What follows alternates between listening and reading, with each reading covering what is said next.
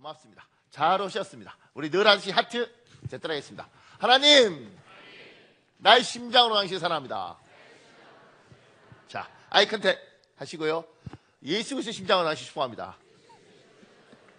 자, 반대편 보고요. 예수의 심장으로 당신 축복합니다. 고맙습니다. 감사합니다.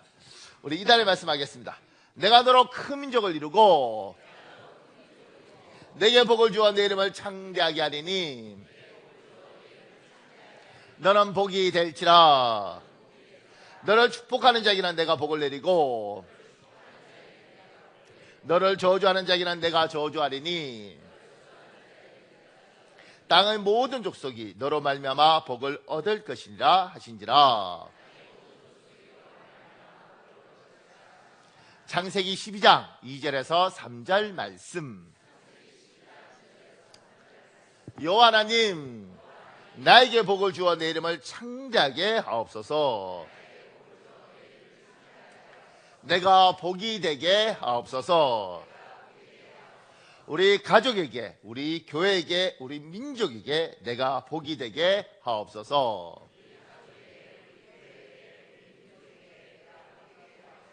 나로 말미암아 땅의 모든 족속이 복을 얻게 하옵소서. 예수님의 이름으로 기도합니다. 아멘. 반드시 여러분의 선포대로 이루어질 줄 믿습니다. 오늘 잠언 3장 13절에서 24절을 제가 밑에 이렇게 요약했습니다. 잠언 3장 13절에 지혜와 명철은 같은 의미로 사용하고 있습니다. 지혜와 명철을 얻는 자는 복이 있다고 말합니다.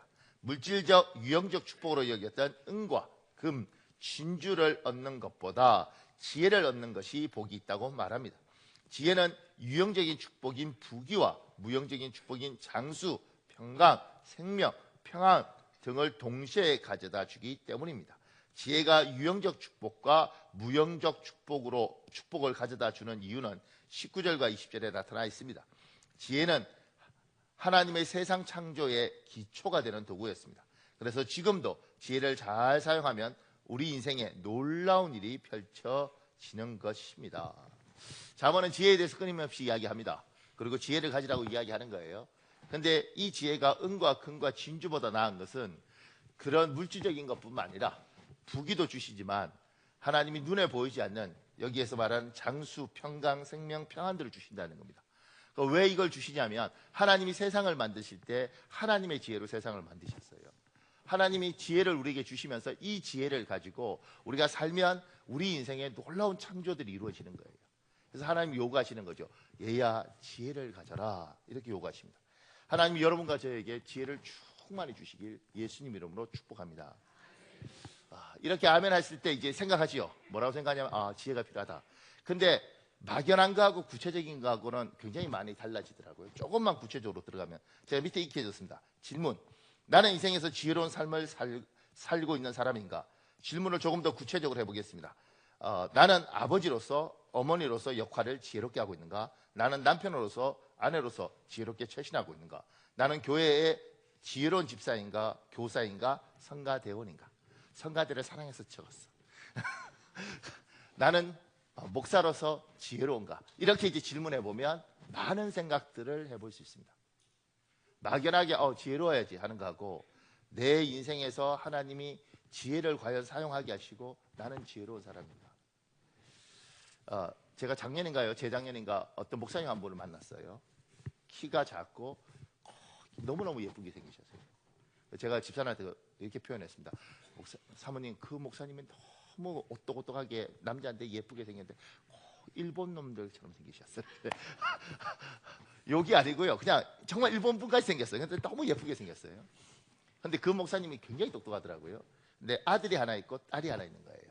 아들은 그 CPA 공인회계사 합격했는데 다시 공부를 해서 의사가 되겠다고 이렇게 이야기를 해서 목사님이 들어누운 그런, 그러니까 그 집은 머리가 좋더라고요, 애들이. 근데 이제 목사님이 아이들한테 가르쳤다는 거예요. 뭘 가르쳤냐면 공부 잘하는 법을 가르쳤다는 거예요. 제가 이 집안이 참 지혜롭다고 생각이 드는 게 공부 잘하는 법을 가르쳤는데 그 공부 잘하는 법을 이제 그 아는 분을 통해서 애들한테 가르쳤는데 그 결론이 뭐냐면 수업이 다 끝나고 나면 인간에게는 망각 곡선이 있으니까 수업 끝나자마자 막바로 복습하는 것이 머리에 95% 남을 수 있다. 그러니까 수업 끝나고 딴 애들 다 화장실 가고 딴짓 할 때 너희는 수업 끝나고 반드시 복습을 해라. 그 복습 5분 10분이 수업한 것들을 너희 머릿속에 완전히 저장시킨다. 이렇게 딱 가르쳐 주셨어요. 그리고 그 이야기를 아들하고 딸하고 가르쳐 줬는데 얘들 둘 다 욕심이 많은 애들이에요. 지혜도 있고. 그래서 이 아들이 이제 그걸 지키는 거죠. 그래서 수업 시간에 수업 다 끝나고 나는데 다네도 화장실 가자 그러고 수다 떨고 뭐 어디 가서 그 뭐지 우유 한 잔 마시자 그러고 이렇게 할 때 얘가 건들지 마 공부해야 돼. 그리고 공부를 한 거예요. 그래서 CPA가 됐겠죠. 온 동네에서 욕 얻어먹는 거 친구들이 재수 없어 너 혼자 공부해서 잘 먹어 이러잖아요. 고등학교 남자들은 절대 공부 잘한다고 훌륭하네 이렇게 하지 않거든요. 욕하고 뭐지 종이 던지고 이렇게 하고 걔는 그 모든 모욕을 당해감에도 불구하고 이게 공부하는 것이 굉장히 중요하다고 생각해서 열심히 애가 공부를 한 거예요. 근데 문제는 뭐냐면 제가 보니까 지식은 많은데 지혜롭지 못했던 거예요. 그러니까 욕을 얻어먹은 거죠. 좋은 자격증도 따고 좋은 대학도 갔는데 온 동네 욕을 얻어먹은 거예요. 특히 친구들한테 재수없는 놈. 이 딸은 지혜롭더라고. 딸은 선생님이 칠판 이게 판사하잖아요. 이거 누가 지울 거야? 주번 지울 거야? 제가 지우겠습니다, 선생님. 제가 지우겠습니다. 여자는 그렇게 해요. 그래서 수업 끝나고 지우는 거죠. 지우면서 암송하는 거예요. 천천히. 선생님한테 칭찬 듣고 친구들한테 좋은 소리 듣고 스스로 착한 애 되고 그리고 지 외울 거 다 외우고 이게 지혜로워. 이게요 성도들 중에도 지혜 없는 성도는 뭐냐면 설교 다 듣고 성도 중에 이런 성도 있습니다. 우리 프린트아웃 주잖아요. 이거 가슴에 이렇게 넣고 목사님 제가 늘 가슴에 품고 다니면서 목사님 설교를 이렇게 보면서 일주일 내내 묵상한대. 내가 생각할 때 지키는 것 같지는 않아요. 왜냐면 지키는 거면 그 사람이 그 성자의 반열에 올랐을 텐데 그러진 않는 것 같아. 근데 그 말이 목사 입장에서는 얼마나 고맙겠어. 그거 하고 목사님 저는요 문 열면 잊어버립니다. 내가 이걸 왜 주는데 그게 제가 이렇게 보면서 아니 무슨 이런 지혜라는 게 같은 말도 이렇게 힘을 주잖아요. 그러니까 이 목사님 딸은 굉장히 지혜롭고 아들은 똑똑할 뿐이지 지혜가 부족한 거죠. 근데 이 목사님이 지혜롭더라고요. 어떻게 하느냐면 아버지도 굉장히 지혜로운 거예요. 딸이 시험을 쳤어요. 근데 욕심이 많은 애니까 시험이 망쳤어요. 모의고사인데. 그래서 집에 이불을 뒤집어서 학교를 안 간다고 울고 있다는 거예요. 사모님이 달래고 달래도 안 되니까 욕심 많은 애들 그러잖아요. 목사님한테 전화했어요. 목사님 지금 얘가 울고 불고 학교 안 간다고 모의고사 망쳤다고 자퇴한다고 지금 난리가 났습니다. 목사님 어떻게 하세요? 좀 해주세요. 목사님 오셨죠. 이승훈 씨는 어떻게 할 거예요? 김건 씨 어떻게 할 거예요? 내가 그러니까 평소에 공부하라 그랬지. 울어 이렇게 하는 순간 지혜가 없는 거예요. 그 아버지가 어떻게 했냐면 입을 뒤집고 울고 있는 딸에게 이렇게 말했답니다. 딸 성적표 나오면 1점 떨어지는 동안 10,000원이야. 네가 20점 떨어지면 20만 원이야. 20만 원 아빠 준다. 갑자기 흔들리던 이불이 멈추더래. 그리고 거기서 손가락이 나오더래. 약속 이렇게 약속.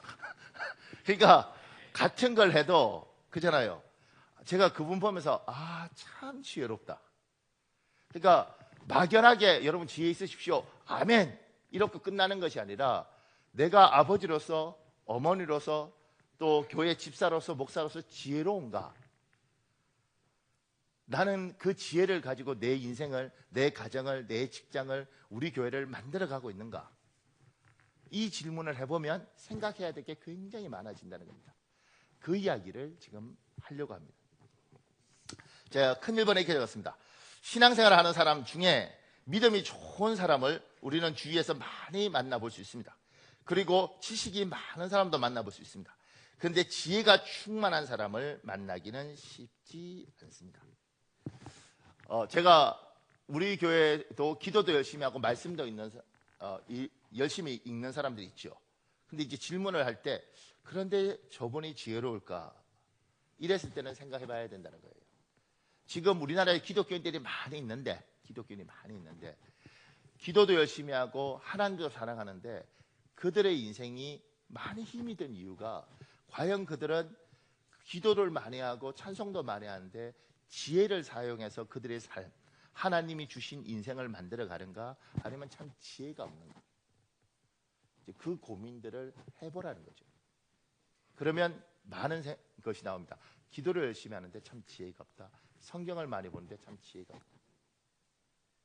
제가요, 목사님들 이렇게 뵈면 목사님들 중에 얼마나 마음이 강직하고, 그리고 나름대로 어떤 일들을 할 때 되면 기도하시고 성경 보시고 이런 목사님들 많아요.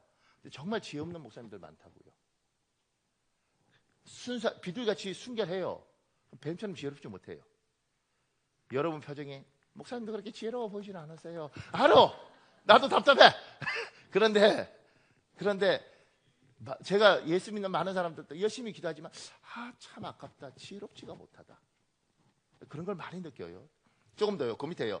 믿음의 사람은 지혜가 있어야 합니다. 이것은 하나님의 부탁이 아니라 명령입니다. 우리 마태복음 10장 16절 있습니다. 여러분 읽으십시오. 여러분 읽으십시오. 시작.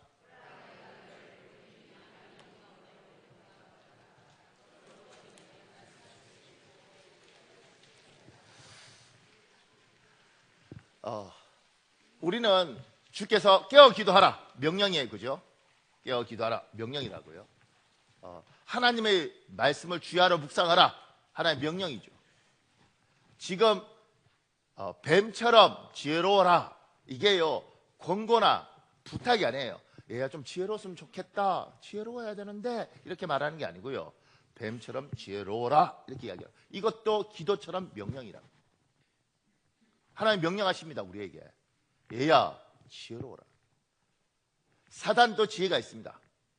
우리는 그 지혜가 순결하지 못하니까 강계, 술책, 모략 이런 식으로 말을 해요. 나쁜 놈들도 지혜가 있습니다. 그래서 우리가 그걸 이야기할 때 교묘하다고 이야기하고, 그들이 이야기하는 것을 장깨라고 이야기합니다. 지혜란 말이 굉장히 좋은 의미가 있으니까 이야기하는 거죠. 하나님이 우리에게 말하는 거예요. 지혜로워라. 하나님의 사람들아 지혜로워라. 그렇게 명령하시는 겁니다. 그 밑에 작은 2번에요. 어떤 사람이 지혜로운 사람입니까? 지혜에 대해서 이야기해도 지혜롭지 못한 사람들이 있습니다. 그 밑에요. 우리의 인생의 시작을 알고 마지막을 아는 사람이 지혜로운 사람입니다. 우리 전도서 12장 1절에 있습니다. 개역한 걸 여러분 읽어볼래요? 시작.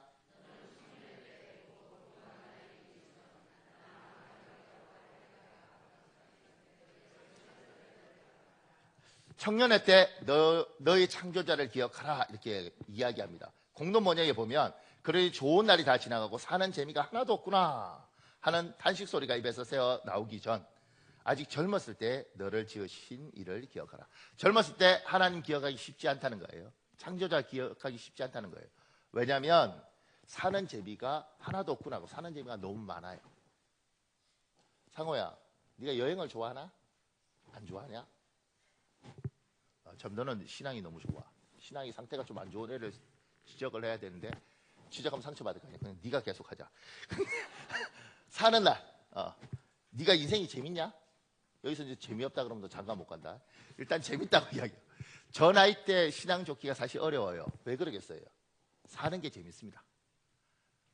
여자도 좋고 산도 좋고 먹는 것도 좋고 영화도 좋고 좋은 게 너무 많죠. 그래서 하나님보다는 그걸 찾아요. 근데 이제 제 나이부터 시작해서 조금 더 늙어가면 사는 게 재미가 없습니다. 왜냐하면 먹어도 맛이 잘 못 느껴. 한성현 선생님 아직 잘 느끼시죠? 청근사님 아직 잘 느끼시죠? 이거 너무 재밌는데 보통 분들 이제 나이가 들면 제가 한 80 넘으신 분들 중에 먹어도 맛이 없대. 봐도 침침해서 잘 안 보인대. 우리 교회는 나이 든 사람이 별로 없어서 잘 모르시군요. 나이가 들면 먹어도 맛이 없고 봐도 별로 볼 게 없습니다. 그러니까 옛날 어른들이 틀린 거죠. 뭐가 틀렸냐면 젊었을 때 열심히 돈 벌고 나이 들어서 놀러 다녀라 이랬어요. 저는 그게 진리인 줄 알고 살았거든요. 나중에 어떤 여행하는 분이 가이드가 저한테 이야기하더라고요. 목사님, 여행은 가슴이 떨릴 때 하는 것이지 다리가 떨릴 때 하는 게 아닙니다. 근데 내가 몰랐어요. 처음에는 가슴이 떨릴 때 하니까 다리가 떨릴 때, 왜냐하면 다리가 아직 안 떨리니까. 근데 다리가 떨릴 때 여행하는 분들 보니 만리장성 가서 만리장성 올라가지 않아요. 왜냐하면 다리가 떨리기 때문에. 그냥 봐. 그러니까 텔레비로 보나 사진으로 보나 가서 보는 거나 다 보는 거죠. 젊었을 때는 뭐요? 만리장성 올라가죠. 히말라야 뭐 이런 데도 올라가는 거예요. 그런데 다리가 떨리면 못 올라가고 보는 거예요, 이렇게. 그러니까 젊은 날에는 좋은 게 많아서 하나님보다는 세상이 좋아서 가는데, 나이가 들면 내가 할 수 있는 것들이 많지 않다는 게 알고 세상에 재미있는 것들이 재미없어지기 시작하죠.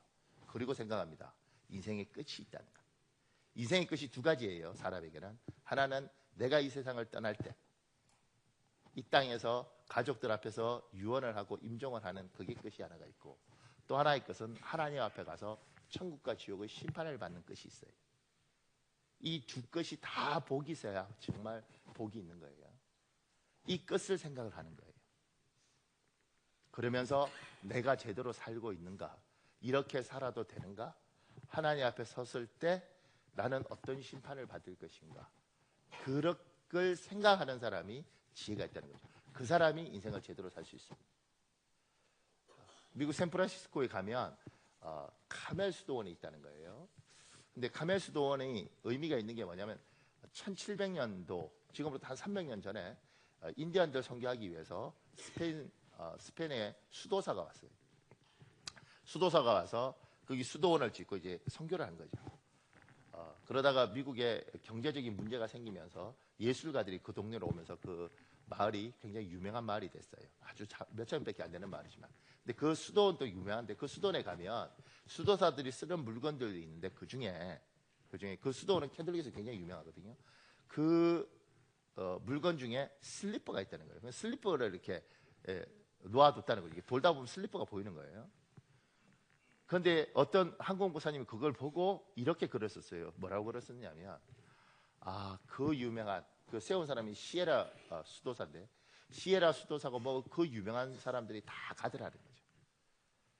그 잘난 사람들이 다 가더라는 거예요. 그런데 슬리퍼는 남아있더라는 거예요. 니들이 그렇게 유명하고 그렇게 많이 가져봐도 너희가 슬리퍼보다 못한 인생이라는 거예요. 슬리퍼는 남아있는데 300년이 지나도 너희들은 하나도 없다는 거예요. 그걸 인식하는 인생이 지혜로운 인생이라는 겁니다. 악을 써서 박짝박짝 가져가 봤는데, 내가 슬리퍼는 남지만 나는 없구나, 그걸 인식하는 인생. 그 인생이 지혜로운 인생인 거죠. 여러분과 제가 다 갈 겁니다. 많이 가지고 많이 배워도 다 갈 겁니다. 그리고 언젠가는 이 땅에서 임종 때 내 가족에게 심판을 받고 하나님 앞에 가서 심판을 받을 겁니다.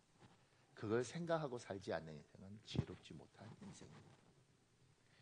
여러분이 참으로 지혜로운 인생을 사시길 예수님 이름으로 축복합니다. 그 밑에 또 하나요. 하나님이 나에게 복 주시기 위해 함께하게 한 사람이 누구인지 아는 사람입니다. 그리고 그 소중한 사람을 소중하게 대우하고 섬기는 것이 지혜로운 사람입니다. 여러분과 제가 이 생을 살면 하나님이 우리를 축복하기 위해서 우리와 함께하게 한 사람이 있습니다. 이 사람을 발견하고 이 사람과 함께하고 이 사람과 살면 복이 있습니다. 하나님이 주는 복된 사람이 있습니다. 그런데 하나님이 주시지 않고 사단이 주는 사람이 있습니다. 그 사람과 함께하고 그 사람을 따라가고 그와 같이 있으면 망하는 겁니다. 인생을 살아가면서 지혜라는 게, 하나님이 이 사람을 주셨구나, 하나님이 참으로 복된 사람을 주셨구나, 하나님이 이 사람과 함께하길 원하시는구나. 그 사람과 함께하면 아무리 복이 있는 사람도 같이 하기가 쉽지 않아요. 근데 그 사람하고 같이 가면 인생이 복이 있다는 거예요. 이걸 볼 줄 알고 이거 함께하는 게 지혜로운 사람이고, 복이 없는 사람하고 함께하고 그 사람을 따라가고 그게 좋아요. 제가 보니까 청년들이 어떤 사람을 좋아하느냐면, 남자애들은, 상호야, 남자애들이 어떤 사람 좋아해? 예쁘네, 키 크네. 어진아, 여자애가 어떤 사람이 좋아해? 예쁘네, 키 크네, 좋은 차 타네, 돈 많은 애, 이거 좋아합니다. 그리고 어떤 애가 별로냐면 작고 못난 애, 돈 없는 애, 배운 거 별로 없는 애. 그러니까 그런 시각으로 보다 보니까 정말 하나님이 나한테 좋은 사람을 줬는데도 불구하고 청년들이 발로 차요. 왜냐하면 목사님 괜찮은데 별로 재미가 없는 것 같아요. 근데 그 아이가 말하는 재밌는 남자를 보니까 그 100%, 왜 제비새끼라 그러죠? 그 아버지는 제비가 아닐 텐데 제비 같은 애. 걔들은요 참 재밌습니다. 참 자극적이에요. 따라가면 망할 가능성이 많습니다. 너무너무 재밌는 여자, 너무너무 예쁜 여자, 근데 성질 정말 안 좋은 여자, 만나면 막 까칠까칠해서 꼭 꺾어보고 싶은 여자, 그런 여자하고 만나서 고생하는 남자들이 우리 교회는 없고 저 교회에 많잖아 지금. 그치? 그냥 수더분하고 별로 재미가 없어도 그래도 가정을 소중히 여기고, 이런 남자, 이런 거보다는 키 크고 잘생기고 폼 잡고 빚내서라도 큰 차 사는 애, 그 애 좋아하다가 피눈물로 사는 여자들이 우리 교회는 없지만 저 옆에 지금 11시 예배 드리고 있는 사람들 많잖아. 그러니까 하나님이 나한테 준 사람이 누군지를 볼 수 있는 거. 근데 젊은 날에는 제가 보니까 안 보입니다. 젊은 날에는 무조건 잘생기고 예쁘고 자극적인 사람이 좋아요. 근데 복이 있으려면 보이는 거죠. 아, 얘가 멋있지 않더라도 참 하나님이 나에게 주신 사람 같다. 만나고 생각해보면 생각해볼수록 이게 진국이구나. 그러면서 하나님이 주신 만남은, 특히 부부 같은 경우는 살면 살수록 더 좋습니다. 이정 집사님, 홍진 집사 있을 수 없어? 장모도 있잖아. 자, 장모도 있고 홍진 집사. 살면 살수록. 둘이 몇 년도에 만났어요? 2000년도? 벌써 19년, 20년이에요? 횟수로? 2000년도보다 2010년도가 좋고 2010년도보다는 2019년들이 19년보다 훨씬 좋다. 큰 소리를 해. 다시 장모가 옆에 있잖아. 사람이 2000년보다는 2010년도, 2010년보다 2019년도가 훨씬 좋다. 할렐루야. 우리 이때는 박수 한번. 아우, 우리 교회는 복된 교회이고 훈련시켜야 돼. 이게요, 이렇게 할 때 농담을 아이고 지긋지긋해요 뭐 이렇게 하는 사람도 있는데 바보예요, 바보.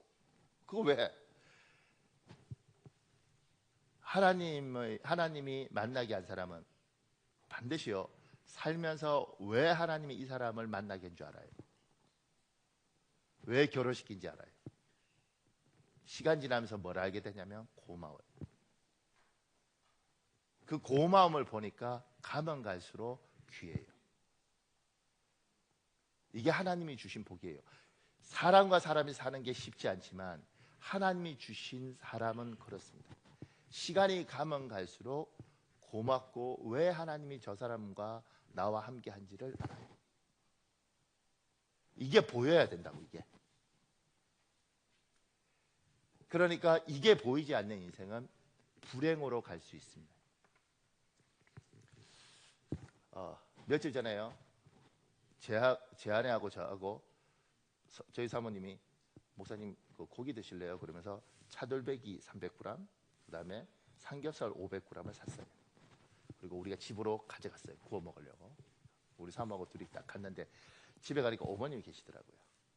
그러면서 사모님이 저한테 목사님 차돌배기를 드실래요? 삼겹살을 드실래요? 두 개 다 먹기는 조금 부담스럽고 드실래요? 다 이랬을 때 제가 저희 어머니한테 물었죠. 어머니, 우리 둘째는 학원 갔대. 셋째는 학원 갔대. 그럼 언제 오냐고. 그러니까 이제 어머니 입장에서는 아유, 고기 다 같이 구워 먹으려고 목사님이 그런가 보다. 그러면서 1시간 정도 있으면 애들이 온대요. 제가 이렇게 봤죠. 어머니, 그러면 아이들 없는 거죠? 여보, 차돌배기 구워서 오기 전에 다 먹어버리죠. 우리 둘만. 그때 저희 어머니가 이렇게 말씀하셨어요. 그러니까 이제 아들이고 목사니까 힘든 거예요. 목사님 뭐 이런 부모가 다 있냐고. 애들 먹여야지. 이랬을 때 저희 아내가 명언을 하더라고요. 어머니, 걔들은 더 맛있는 거 먹을 거예요. 이렇게 해서 제가 결혼 잘했다고 생각했어요. 그러면서 우리 둘이 차돌박이 구워서 맛있게 오기 전에 삼겹살은 나중에 지가 먹더라도 맛있게. 근데 우리가 그렇게 살면서 집사람에게 제가 늘 물어요. 아이들이 좋아, 내가 좋아? 집사람이 이렇게 말해요. 아이들보다는 당신이 좋아요. 저도 이렇게 말하죠. 내 아이들보다 난 당신이 좋아. 참고로 이 여자는 저하고 유전자가 섞인 게 하나도 없어요. 단 1% 유전자가 안 섞여 있다. 여기는 99.8, 99.98 뭐 이렇게 섞여 있어요. 근데 나는 유전자 같은 얘들보다 여기가 소중해. 이게 하나님의 법칙입니다. 우리 어머니들 세대가 왜 불행했느냐면 아버지들이 어머니한테 사랑을 안 줬어요. 술 먹고 때리기도 하고 밥상도 엎어버렸어요. 엄마들이 갈 데가 없었어. 그러니까 뭘 했느냐면 아들한테, 딸은 필요가 없어요. 아들한테 헌신했죠. 이 아들은 아들이 아니고 남편이었습니다. 이게 대한민국의 불행인 거예요. 그래서 먹을 거 안 있고 입을 거 안 있고 아들을 키웠어요. 아들이 아니고 내가 사랑하는 내 남편이에요. 남편은 사랑 안 해주지 않으니까. 근데 어느 날 듣도 못한 여자애가 와서 시끄러워요. 엄마가 칼을 갈고 뽑는 거죠. 내 거를, 내 남편을 뺏어간 거야. 이게 불행인 거예요. 부부가 사랑했더라면 이런 일 없었습니다. 잘 봐야 된다는 거죠. 하나님이 나에게 주신 사람이 누군지 보고 이 사람을 깊이 사랑하면 이런 불행이 안 생기는데 이 여기에서 제대로 안 되니까 자식에게 모든 사랑을 쏟고 자식이 나에게 등을 돌린다고 생각하니까 며느리를 죽이고 나도 죽자 이렇게 하는 거예요. 성경은 반드시 그 부모를 떠나서 둘이 한 몸이 되는 거예요. 기도하라는 것도 명령이고 성경 읽으라도 명령이고 봉사라도 명령이고 지혜로워도 명령이고 그리고 부부가 둘이 한 몸이 되라도 명령이에요. 이걸 잘 지켜야 되고 이것이 잘 됐을 때 얘들한테 물어보면 됩니다. 지금 청년들 결혼 안 한다 그러는데 여러분 물어보시면 됩니다. 너는 결혼하고 싶니? 예, 아빠 결혼하고 싶어요. 그러면 여러분 잘 사신 거예요. 너는 결혼하고 싶니? 엄마가 그러던데 너는 네가 아버지 같은 거 만나면 네 죽고 내 죽는 거라고 그렇게 말하던데요. 그러니까 내가 잘해야 될 사람이 누군지 보는 눈이 열려서 잘할 사람한테 잘하라고. 제가 이런 말 할 때 미안해요. 왜냐하면 저희 어머니가 저한테 정말 잘하셨습니다. 제가 서울로 대학 왔을 때 집에 어머니, 아버지, 제 여동생 셋이 있는데 밥을 먹을 때 밥그릇이 4개 올라와 있는 거예요. 집사람이 제 여동생이 묻죠. 엄마, 우리 이거 셋인데 왜 밥이 4개야? 네 오빠, 그때는 안 믿을 때니까 우리가 예수. 네 오빠 서울에서 굶지 말라고. 그 순간 여동생이 칼을 갈아요. 서럽지. 오빠만 사랑하고. 그럼에도 불구하고 어머니보다 아내와 둘이 연합하려고 노력을 하는 것은 이게 이 앞으로 세대를 복되게 하고 하나님의 뜻이기 때문에 그렇습니다. 이 설교 위험해. 지금 뭐 목숨 걸고 아들 키운 사람도 여기 많거든. 지금 권사님 되니까 내한테 덤비지는 못하겠고 속으로 주여 이렇게. 그런데 그러니까 며느리들은 내한테 잘해야 돼. 내가 그냥 목숨 걸고 설교하잖아. 그러니까 잘해. 그러니까 여러분 보셔야 됩니다. 잘할 사람, 잘할 사람. 참고로 제가 딴 건 몰라도 혜민아, 이제 너희는 나이가 있고 그러니까 괜찮겠지만 너희 세대에게 내가 쟤들은 좀 지혜롭게 쟤들보다 어린 애들 뭐 22살짜리들 제가 지나갈 때마다 분노할 때 분노한다고 화를 내진 않아요. 근데 분노할 때 특히 난 딸이 없으니까 상관이 없는데도 불구하고 막 걔들이 그 아이돌 보면서 막 이러고 막 화장하고 걔들 집에 사진 붙여놓을 때마다 사실 나는 훅 들어. 내가 딸이 없음에도 불구하고. 왜냐하면 지 아버지가 돈 벌어서 옷 사입히고 지 아버지가 차 태워서 학교에 바래다 주고 그 아버지 사진을 그렇게 붙여두면 얼마나 잘하겠냐. 그러지 않겠냐고.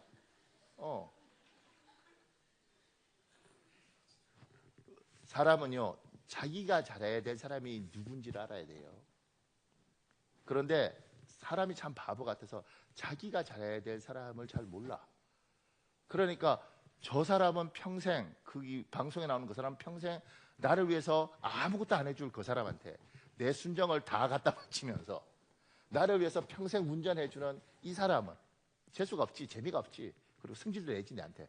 근데 그 사람에게 비 올 때 차 태우라 그러고 돈 없을 때 돈 달라 그러고 그리고 답답할 땐 전화해서 도와달라는 이 사람한테 나는 너무 야박하게 하더라는 거지. 제가 친구하고 중국에서 목회할 때 성도들 중에 막 그런 철딱선이 없는 성도 중에 막 그런 성도도 있었어요. 저희가 부목사였으니까 제 친구 담임 목사한테 가서 목사님 뭐 조은기 목사님 너무 좋아요, 김사문 목사님 너무 좋아요, 너무 좋아요 이런다. 내가 집사님 조은기 목사가 당신 알아? 김사문 목사 당신 알아? 우리 김태기 목사 우리 김태기 목사 이 친구는 40일 금식하면서 당신이 위해서 기도했어. 당신 정신 있냐 없어? 이렇게 말을 못하지. 어떤 목사가 간이 붙게 그렇게 하겠어? 말이 못해. 그냥 하고 싶었어 그냥. 근데 내가 보면서 너무 안타깝더라고. 여기는 금식하면서 자기로 해서 기도했는데 여기는 맨날 우리 목사님은 정이 없네요 막 이러고 우리 목사님은 사모님하고 둘이 잘 다니지도 않네요. 제가 이렇게 보면서 참 바보다. 지혜가 없는 거예요. 지혜는요, 하나님이 나에게 주신 사람이 이제 누구인지 알고 이 사람을 통해서 복이 온다, 복을 받도록 주셨으면 이 사람한테 잘하는 게 지혜. 잘하는 거. 그러니까 혜민아, 걸어다닐 때 아빠하고 팔짱 끼고 다녀. 너 너무 슬퍼 보인다. 근데 팔짱 끼고. 상호야, 걸어다닐 때 엄마하고 팔짱 끼면 좋네. 근데 나중에 내가 오늘 왜 이렇게 설교를 위험하게 하지? 근데 나중에 둘이 한 번면 조금 더요. 갈 길이 멉니다. 그 밑에 자신의 한계를 인정하는 사람입니다. 포기하는 것이 아니라 자신을 아는 것입니다. 그러면 많은 것에 자유롭게 됩니다. 분명한 것은 저 사람에게 많은 것을 주신 하나님이 나에게도 좋은 것을 많이 주셨습니다. 여러분의 한계를 인정하십시오. 그래야 삽니다. 그래야 지혜롭습니다. 밑에요, 박성규라는 사람이 쓴 글 중에 이런 내용이 있습니다. 미국에서 생활하는 동안 아이들의 수업을 참관할 기회가 몇 번 있었습니다. 제가 가장 놀란 것은 아이들을 대하는 선생님들의 모습이었습니다. 어떤 경우에도 선생님들은 아이들에게 큰 소리를 치지 않으셨습니다. 또 혼을 내지도 않으셨습니다. 엉뚱한 답변에도 엉뚱한 제안에도 굿잡, great, wonderful 이라는 단어를 연발하셨습니다. 그런 식으로 아이들의 길을 살려주는데 인색하지 않으셨습니다. 아이들의 생각을 인정하셨습니다. 그래서인지 아이들은 손을 들고 답변하는 것을 아주 재밌는 놀이점으로 생각하는 것 같았습니다. 답을 머릿속으로 생각하느라 아니면 알면서도 쑥스러워 쭈뼛쭈뼛하는 우리 아이들과 분명하게 대조가 됐습니다. 당시 5살이던 제 막내는 미국식 이름이 존이었습니다. 종혁이라는 이름 가운데 종자를 따 또 예수님의 제자였던 요한의 이름을 따 그렇게 적어 보냈습니다. 유치원에 다니기 시작한 지 이틀이 지나 녀석이 의기양양하게 제게 말했습니다. 아빠, 난 내 영어 이름이 뭔지 알았다? 뭔데? 내 영어 이름은 굿잡이야. 이런 이야기였습니다. 미국도 유치원에서 가르치는 것은 우리와 다르지 않습니다. 줄을 긋게 하고 색칠을 하게 하고 블록을 쌓게 하고, 그런데 그때마다 선생님들은 우리 아이에게 다가가서 굿잡이라고 말씀하신 것입니다. 눈치 빠른 아들 녀석은 내 영어 이름이 굿잡이구나 하고 알아차린 것이고요. 이렇게 녀석 선생님들과 친해진 녀석이 어느 날 선생님에게 용감하게 말을 걸었던 모양입니다. 하지만 한국말을 전혀 몰랐던 선생님은 난감한 표정을 지어 보이셨고 녀석은 녀석대로 당황했던 모양입니다. 그날 집에 돌아온 녀석은 아빠, 우리 선생님 한국말 하나도 못해 하며 심통을 부렸습니다. 며칠 후 유치원을 찾았습니다. 죄송합니다. 영어를 전혀 못하는 상태로 아이를 보내 미안합니다. 이런 제 말에 선생님은 이렇게 말씀하셨습니다. 그런 소리 하지 마세요. 존이 영어를 잘 못하는 것은 맞지만 존은 우리 유치원에서 한국말을 제일 잘하는 아이인걸요. 저도 존과 의사소통을 위해 한국말을 조금이라도 배워야겠어요. 저는 그날 정말 감동했습니다. 영어를 못하는 아이가 아니라 한국말을 제일 잘하는 아이라는 선생님의 말씀, 저는 그 말씀이 너무 고맙고 놀라웠습니다. 그런 말은 인사치레로 결코 할 수 없는, 마음속에서 우러나지 않으면 절대 할 수 없는 말이라고 생각했기 때문입니다.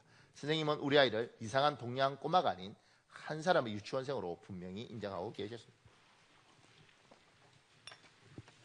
내 아이가 이제 유치원 가는데 영어 제대로 알겠어요? 못하는 거 못하는 거예요. 그러니까 사람들이 다른 걸 인정하고 내가 안 되는 거 안 되는 겁니다. 그런데 우리나라는 누가 교육부에 있던 고위 공무원이 저한테 그런 이야기를 해요. 뭐라고 이야기했냐면 이런 이야기를 했어요. 대한민국 교육부가 못한 일을 우리나라 학부형이 한다는 거예요. 제가 처음에 무슨 말이에요? 이러니까 교육부에서 피아노, 기타, 뭐 테니스 이런 거 있잖아요. 태권도 이런 거 어떻게 다 가르치겠냐는 거예요. 정규 교육관이 가르칠 수 없다는 거예요. 근데 한국 학부형들이 아이들을 그 모든 학원을 보낸대. 그래서 아이들을 그렇게 만든대. 예. 제가 그 말 들으면서 말 되는구나 이 생각했어요. 사람은 다양한 걸 경험하는 건 중요하지만 사람은 다 잘할 수 없습니다. 못하는 건 못하는 거예요. 그랬을 때 저는 이거 못해요. 저건 이거 약해요. 포기하란 말이 아니에요. 내가 못하는 것들에서 노력하고 내가 안 되는 건 안 되는 거예요. 인정하는 거죠. 인정. 저는요 제가 부목사일 때 일부 사회를 봤어요. 일부 사회 보면 찬양인도 돼야 돼요. 얼마나 끔찍했겠어요. 내가 지금 굉장히 많이 좋아지거든 찬양. 그때는요 정말 그 청년 하나가 와서 이러더라고요. 목사님은 정말 놀라운 하나님의 능력을 가지셨습니다. 그러니까 목사님은 모든 노래를 같은 음으로 부를 수 있습니다. 나는 그게 얼마나 큰 욕인지도 몰랐어요. 그런데 그렇게 하니까 얼마나 힘들겠어요. 그래서 제가 하다가 안 돼서 목사님한테 갔어요. 목사님 사회 못 보겠어요. 왜? 전 찬양 도저히 못 하겠습니다. 그러니까 목사님 이거 좀 못 하겠습니다. 그때 목사님 명언을 하시죠. 잘할 때까지 해라. 나 죽는 줄 알았습니다. 그런데 이제 제가 그 교회에서 자랐으니까 성도들하고 편하잖아요. 그러니까 제가 이제 사회 보다가 이렇게 말했죠. 집사님들 내가 청년 때부터 사고 칠 때부터 받지 않냐. 청년 회장할 때도 보고 찬양은 죽었다 껴도 안 된다. 그러니까 도와달라.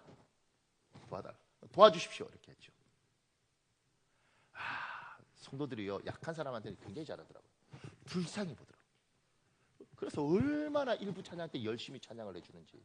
수요예배 할 때도요 다른 목사님들 잘하는 목사님들은 자기가 막 불러요. 그 성도들이 불러도 잘 안 부를 뿐만 아니라 이렇게 들어요 많이. 제가 부를 때는요 불쌍히 입술 불러요. 그래서 놀라운 일이 있었습니다. 제가 수요예배 인도할 때마다 주일날 찬양할 때마다 성도들이 가장 찬양을 열심히 부르고 찬양의 은혜가 있대요. 왜냐면 자기가 열심히 부르니까 은혜가 오지. 자기가 구경하는데 은혜가 오겠어요. 근데 제가 이거 하면서 내가 못하는 것에 대해서 집사님 나는 그건 너무 약해요. 도와주세요. 자존심 부리는 게 아니고 그냥 도와주세요. 그게 참 사람과의 관계를 좋게 하고 하나님의 일을 이루는 거다. 여러분이 못하는 건 못하는 거예요. 도와달라 그러는 거지. 제가 들었던 말 중에 재밌는 게 있어요. 며느리가 시집을 왔는데 어머니가 생각할 때 옛날에 다 김장하잖아요. 시어머니가 생각할 때 김장 담글 때가 됐는데 말이 없어. 담아서 갖다 줄까? 이게 왜 말이 없나? 그래서 이제 전화를 했대요. 며느라 김장은 어떻게 했니? 예 어머니 제가 잘 담궈서 잘 먹고 있어요. 그 순간 시어머니가 어이구 기특한 것 이렇게 돼야 되잖아. 근데 그게 아니고 알았다 이러고 끊고 괘씸하더래. 이런 싸가지. 왜냐면 사람이 그런가 봐요. 어머님 저 잘 못하는데 어머니 좀 도와주시면 안 돼요? 이러면 그것도 못하니 너는? 그리고 가서 막 이렇게 해줄 텐데 어머니 제가 다 알아서 했어요. 그러는 순간 인간이라는 존재가 참 희한하더라고요. 사람 마음이. 그러니까 내가 연약한 부분 또 사람들이 내가 연약한 부분이라고 생각하는 부분은 인정하고 도와주십시오. 그리고 제가 부족하지만 열심히 해보겠습니다. 이게 지혜라는 거죠. 근데 그 말 하는 게 자존심이 상하고 그 말 하는 게 민망해서 죽이 되든 밥이 되든 내가 알았어 그냥. 그리고 나중에 여러 가지 힘든 일이 생길 때 이걸 지혜롭지 못하다 그러는 거예요. 저 잘 몰라요. 좀 도와주세요. 그리고 묻는 건 죄가 없습니다. 부족해서 도움을 바라는 묻는 건 전혀 문제가 없어요. 그러니까 자기의 연약함을 인정하고 도움을 구하십시오. 그게 모두가 사는 길입니다. 원래 이때는 아멘을 해야지. 우리 교인들은 착해서 속으로 아멘 합니다. 저번 주에 금요일 날 그 김영규 목사님, 뉴욕 비전교회 목사님 와서 이렇게 금요철에 인도하셨잖아요. 아멘 소리가 커서 복이 있다 그러면서 저보고 보세요, 아멘 해보세요. 그런데 내가 아멘 하더라고요. 그러면서 내가 여러분한테 뭐라 그러면 안 되겠더라고요. 나 닮아서 속으로 다 하는구나. 근데 분명하게 아멘, 네 그렇습니다. 그것처럼 여러분의 연약함을 인정하십시오. 그래야 삽니다. 그 밑에 2번에 제가 이렇게 적었습니다. 어떻게 해야, 큰 2번에 어떻게 해야 하나님의 지혜가 삶 속에서 나와 함께 할 수 있습니까? 작은 1번에요. 자신의 지혜가 부족하다는 것을 인식하지 못하는 사람들이 많이 있습니다. 자신의 부족함을 인정하면 이미 그 사람은 지혜로운 사람입니다. 하나님 우리에게 지혜를 주시는 법칙을 좀 더 살펴보겠습니다. 그 밑에요. 지혜가 부족하면 어떻게 해야 합니까? 간단합니다. 하나님 아버지께 구하십시오. 야고보서 1장 5절에 있습니다. 여러분 읽으십시오. 야고보서 1장 5절 시작.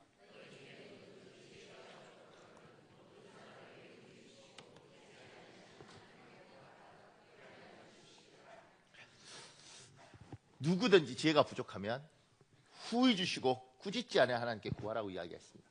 나무라지 않는 하나님께 구하라는 거예요. 그러면 주님 주신다는 거예요. 하나님 도와주세요. 제가 지혜가 없습니다. 이걸 어떻게 풀어야 될까요? 하나님 도와주세요. 그러면 아까 전에 자존심 강한 시온이나 너는 그것도 못하니? 이러고 도와주겠지만 우리 주께서는 그러지 않고 그래야 네가 연약한 피조물이고 내가 창조주인데 내가 너희 주인인데 내가 도와줘야지. 기꺼이 지혜를 주신다는 겁니다. 그리고 그 밑에 제가 이렇게 적었습니다. 그리고 성령을 받으십시오. 성령 하나님은 지혜이요 하나님의 영이십니다. 성령이 충만해지면 지혜가 충만해집니다. 욥기 32장 8절에 있습니다. 여러분 읽어볼래요? 시작.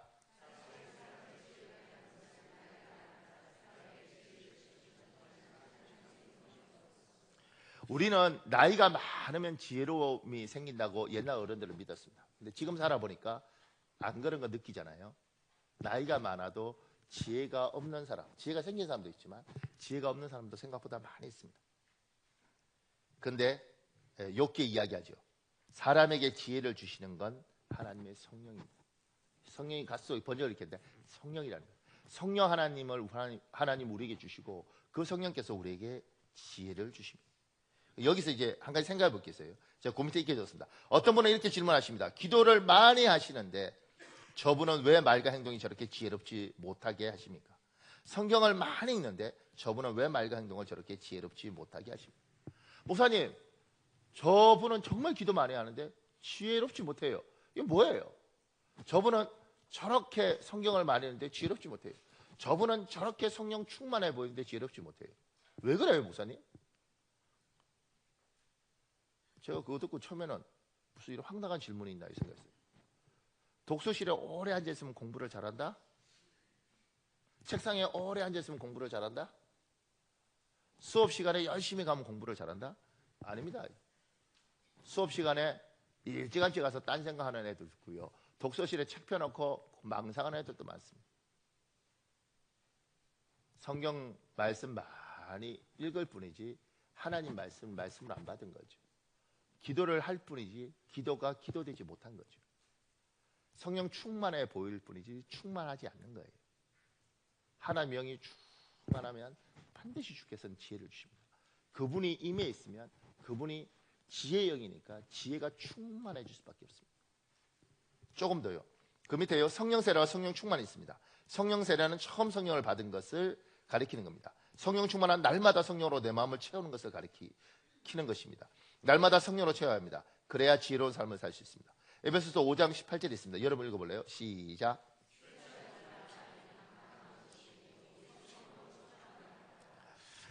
성령 충만함을 잔에 비유했습니다. 술잔에. 그러니까 지금 영어로 be filled with잖아요. 성령이 잔에 가득 찬 것처럼 물컵에 물이 가득한 것처럼 가득 찬 것처럼 성령을 채우라는 거예요. 언제요? 성령 세례는 처음 성령을 받은 걸 성령 세례라고 그래요. 성령 충만은 날마다 성령 세례를 받아서 충만해지는 겁니다. 성령 충만은 날마다 받는 거예요. 하나님의 영이 충만하면 하나님이 주시는 지혜가 있습니다. 하나님의 영이 내 안에 가득하면 그분이 주시는 지혜가 있습니다. 목사님, 저는 열심히 기도하는데 성령 충만하라고 이야기하고 성령 충만하면 하나님께 지혜를 달라고 그러십시오. 우리 찬송을 한 장 하고 설교를 좀 더 하겠습니다. 우리 찬송가 185장 있어요. 여러분에게 물어보십시오. 나는 성령이 충만한가? 성령이 있는가? 하나님 우리에게 성령을 보내주셨습니다. 하나님의 사람에게 하나님이 지혜가 있으라고 명령하셨습니다. 기도하라는 것처럼 지혜는 명령입니다. 그래야 삽니다. 그 지혜를 가지고 활용을 해야지 여러분의 인생이 바뀝니다. 하나님이 세상을 만드셨던 것처럼 그래야 여러분 인생이 창조되는 겁니다. 그 지혜에 관한 이야기를 하면서 부족하면 첫 번째 하나님께 구하고 두 번째 성령을 받아야 된다고 이야기했어요. 성령이 오시면 어떻게 지혜를 주시는가? 제가 그 작은 입원에 이렇게 적었습니다.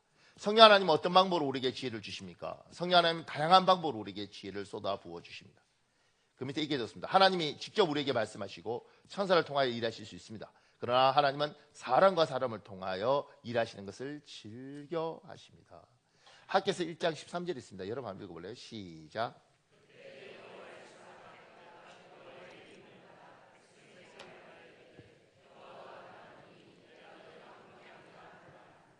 지금 성도들 중에 신앙생활을 하면서 잘못 갈 수 있는 방법 중에 하나는 뭐냐면 하나님의 음성을 직접 듣는 경우예요.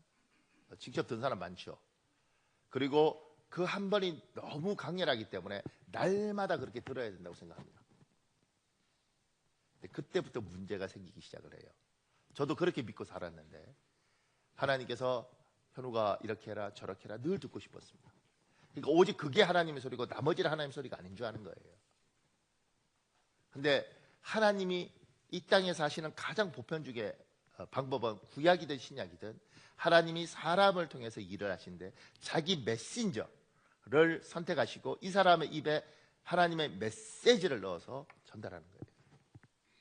구약이 선지자들이 그렇고 신약의 사도들이 그렇습니다. 하나님이 이 교회의 구조를 만들어 놓고 여러분과 제가 이렇게 예배 드리는 이 구조가 정상적인 것 같습니까? 한 번도 생각해 보지 않았군요. 제가 우리 사모하고 이야기할 때 이런 말을 해요. 참 주일날 성도들이 교회 오는 게 참 신기하다. 일주일 내내 오지 않다가 주일날 한번 딱 오는 것도 신기하고 와서 헌금하는 것도 신기하고 더 웃긴 건 그렇게 힘들게 와갖고 오는 것도 신기하다. 더 웃긴 건 그 좋은 사람이 다음 주에 또 오는 것도 신기하다.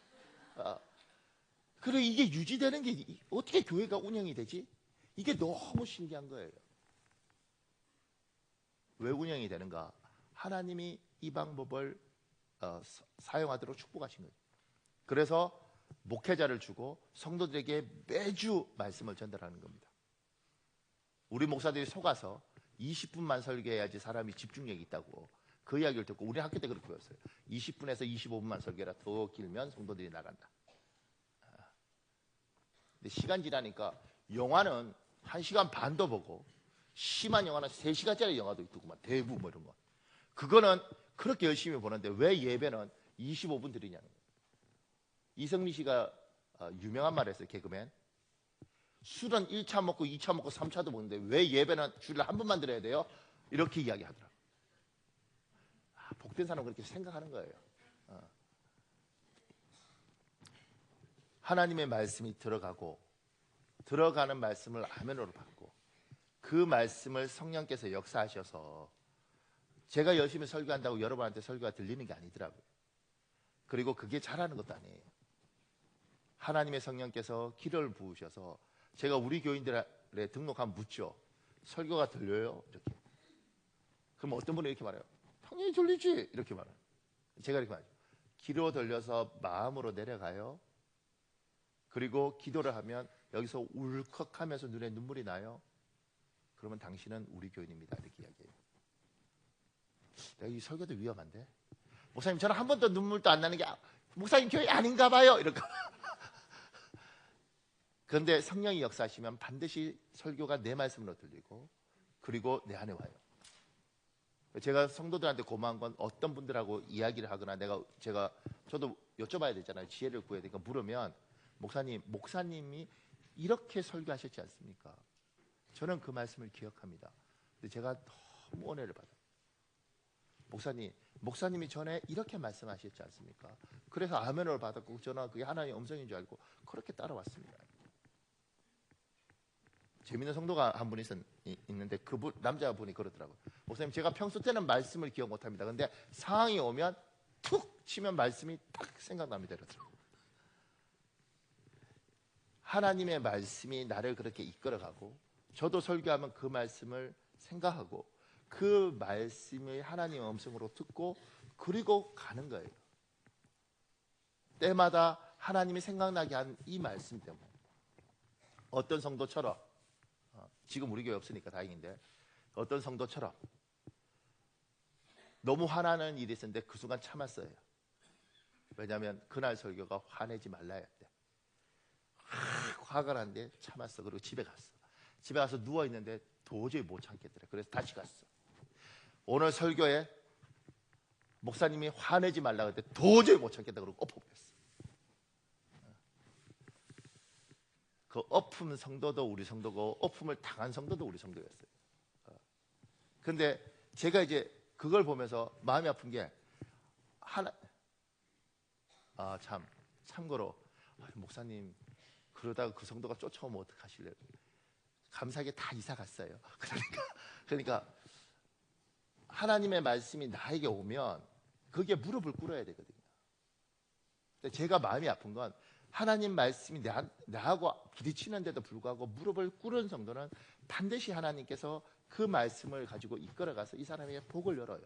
길을 연다고. 그런데 참 많은 사람들이, 심지어 하나님의 신학을 공부한 사람들도 하나님이 무슨 말씀 하시든지 간에 그 말씀을 들을 뿐이지 실제로 행동할 때는 그렇게 안 살아요. 그래서 복이 없어요. 그래서 고생해요. 근데 하나님 말씀을 많이 들었기 때문에 자기가 그렇게 사는 줄 알아요. 그걸 보고 뭐라고 이야기하냐면 스스로 속인다 이렇게 이야기해요.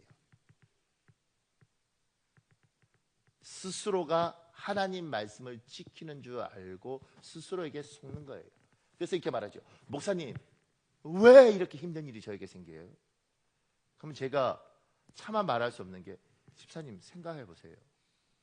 당신이 말씀을 따라 순종하면서 살았는지, 아니면 말씀이 뭐든지 간에 당신은 듣고 스스로에게 쏟고 나는 그렇게 말씀대로 사는 것 같지만 정말 행동은 그거하고 전혀 상관없이 했는지. 주일마다 여러분이 눈물 흘리는 이유는 하나님의 성령께서 회개를 시키기도 하고, 때로는 여러분을 위로하시면서 얘야 돌이키라 그러잖아요. 돌이키면 산다고. 하나님의 방법은 놀라워서 돌이키는 자는 반드시 하나님이 용서하고 기회를 줘요. 그러면 하나님의 말씀이 여러분을 때리면 고개를 숙이시면 됩니다. 저항하지 말고. 제가 그 밑에요. 사람이 지혜의 통로 파이프라인입니다. 사람을 대할 때에 자세를 낮추십시오. 특히 내 주위 사람에게 몸을 낮추십시오. 그러면 하나님의 음성이 들립니다. 공자는 예수 안 믿었잖아요. 근데 옛날 우리 선조들이 하나님을 안 믿었을 뿐이지 하나님의 생각들을 가지고 산 경우가 많더라고요. 이분이 쓴 것 중에 이런 게 있습니다. 세 사람이 길을 가더라도 그 중에 반드시 내 스승 될 만한 사람이 있다. 그들 중 좋은 점을 가진 사람의 장점을 가려 이를 따르고 좋지 않은 점을 가진 사람의 나쁜 점으로 자신을 바로 잡을 수 있기 때문이다. 이게 수능에 나온답니다. 삼인행 필유아사언 이렇게 해서 수능에 나온다는 거예요. 하나님의 성령께서 우리에게 임하시면 그분이 말씀하시는 거죠. 근데 어떻게 말하냐면 사람을 통해서 말을 해요. 사람을 통해서 말을 할 때 사람이 여러분의 눈에 보이는 거예요. 그래서 집사님들 중에 눈이 열리면 내가 안수집사가 되면, 내가 장로가 되면 나는 저렇게 해야겠다. 이게 눈이 열리는 거예요. 여자 집사님 중에 눈이 열리면 내가 저 권사님을 보니까 내가 권사가 되면 저렇게는 행동하고 저렇게는 하면 안 되겠다. 이게 보이는 거예요. 그래야 복이 있습니다. 하나님이 그렇게 말씀하시는 거예요. 우리 교회가 왜 목장 예배를 드려요? 목장 예배에 들어가서 목장의 이야기를 하죠. 여러 이야기를 합니다. 그러면 목장 이야기 속에서 상처받는 사람이 있습니다. 왜냐하면 저 사람은 왜 자기 남편을 저렇게 말을 하나? 저 남자는 왜 자기 아내를 저렇게 말을 하나? 그렇게 판단하고 끝나면 복이 없어요. 그 속에서 나는 그러면 내 아내에게 저렇게 하지 않나? 내 아내는 저렇게 해주지 않는데 참 고맙구나. 나는 저런 식으로 말을 하면 안 되겠구나. 이게 성령이 오셔서 하나님께서 우리에게 말씀하시는 거예요. 저 사람을 보면서 자꾸 거울처럼 비치도록 성령이 일을 하시는 겁니다. 제가 어떤 목사님을 만났는데 그 목사님이 이야기하면서 계속 목사, 박목사 제가 그분이 약간 허영이 있고 이러셔서 저는 이제 사과가 잘 모르니까 호흡 잡으세요. 목회는 말이야. 저분이 왜 저러나. 그러면서 그 생각을 한 거예요.